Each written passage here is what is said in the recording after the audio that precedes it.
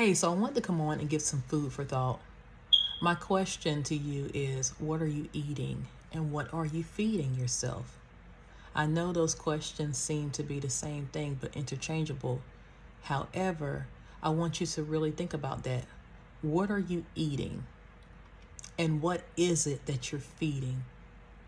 So, as I was studying today about Eden, the Garden of Eden, I was reading the part where it talks about how God made several trees to sprout up out of the garden. But in the middle, he placed two trees. And one of the trees was the tree of good and evil. So God told them, he told Adam, it was just Adam at the time, you may partake in all of the trees except this one, except the tree of good and evil.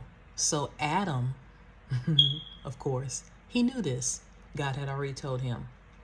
So my notes that I have written down, God began to speak to me and he said, remember, you can't be in the world and be holy. So the tree that Adam and Eve were not to partake of was the tree of good and evil. God knows what's good for us. God knows what's best for us. God had given them everything else, but said not to touch just one thing. Don't touch just one thing.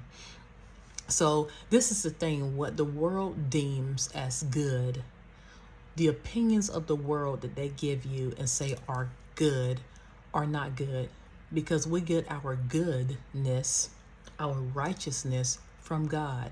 That's what's good. What God says is good for us. Be careful and mindful of what you partake in.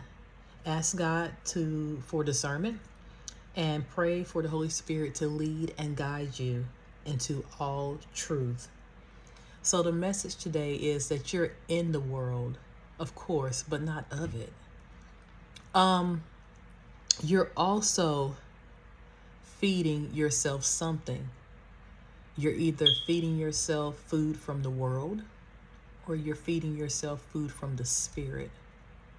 And God lets you decide which one you partake in. Now listen, one more thing I want to add. There's also something in us. There's cravings going on. And we have to kind of examine ourselves and figure out what those cravings are. If we're craving lustful things and we're eating lustful things, then we're going to continue to crave lustful things and things that sprout out from lust. So if you're craving, the only thing I can think of right now is lustful things, then of course those are the things of the world, things of the enemy.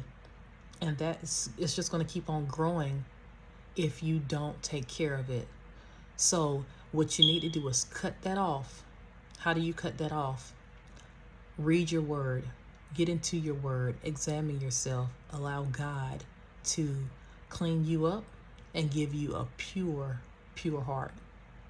I hope this helps someone, because this is a word from God, and I do believe that it will reach those it needs to reach.